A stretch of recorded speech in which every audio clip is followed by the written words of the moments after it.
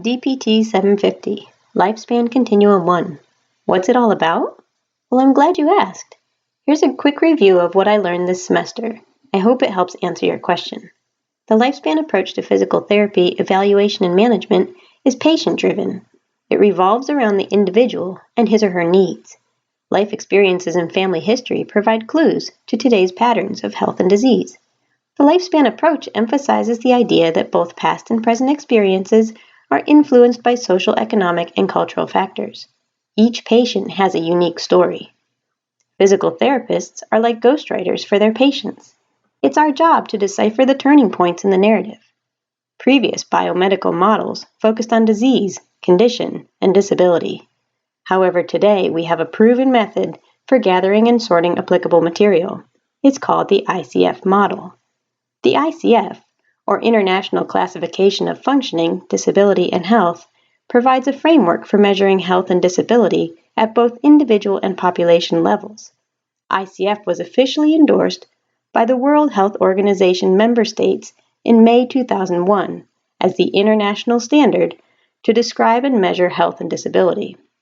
In essence, the ICF model provides a framework for us to begin interpreting our patient's story.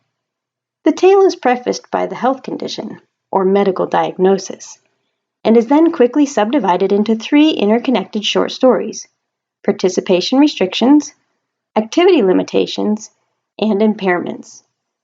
The story doesn't end there, though. The plot thickens when we add in the accessory bits of information, environmental factors, and personal factors. So, with the framework complete, we're ready to treat, right? Not so fast. We have some research to do. When working with a new patient condition, or when current methods aren't generating expected outcomes, hit the books. Explore databases, peer-reviewed articles, and evidence-based research. Remember to utilize established databanks like PubMed, Pedro, and Cochrane, among others. So we've drafted an outline for our story, and we've gained some valuable perspective. Now it's time to fill in the blanks and start interpreting. Collecting a basic patient history provides critical qualitative measures, which can be used to determine the objective measures necessary to complete your assessment. Fundamental questions to ask include, why are you here? What can't you do? Next, you'll need physical signs, hard evidence. That comes in the form of a basic physical examination of your patient. Vitals, palpation, assessment of sensation, pain, range of motion, strength, balance, gait, and patterns of limitation. You should be measuring something at every patient visit, including short-term measurements and long-term measurements. Pay attention to what the measurements mean, because these findings are important to your patient. And be certain there is a reason to support your actions, treatments, extenders, etc.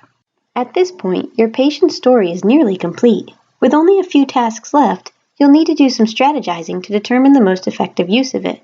Your efforts need to be purposeful and patient-centered. We call this patient management. Your primary objective as a PT is to educate your patient. Present a compelling narrative as to why they should listen to you. Discuss topics such as your patient's diagnosis, prognosis, goals, and interventions. Next, share your recommended activity modifications. These might concern mechanical matters, lifestyle issues, or restrictions due to pain. The final component of the management plan alludes to the name of the profession, physical intervention. There are 3 subcategories to this element of the plan, which include manual therapy, exercise, and modalities. As challenging as it may seem, you'll discover that this section is actually less important than the previous 2. It's not as conflicting to understand, however, if you can remember the number 168.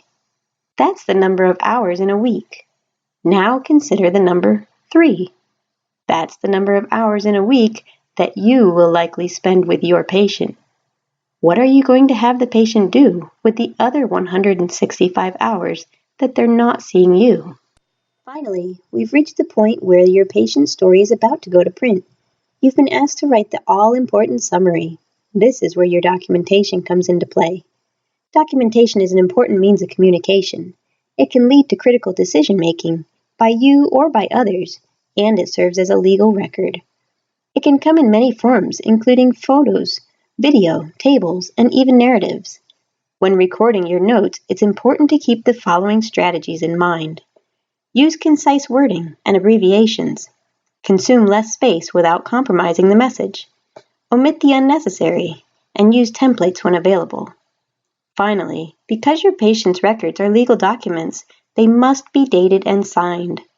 Protect your license and know what is being billed under your name.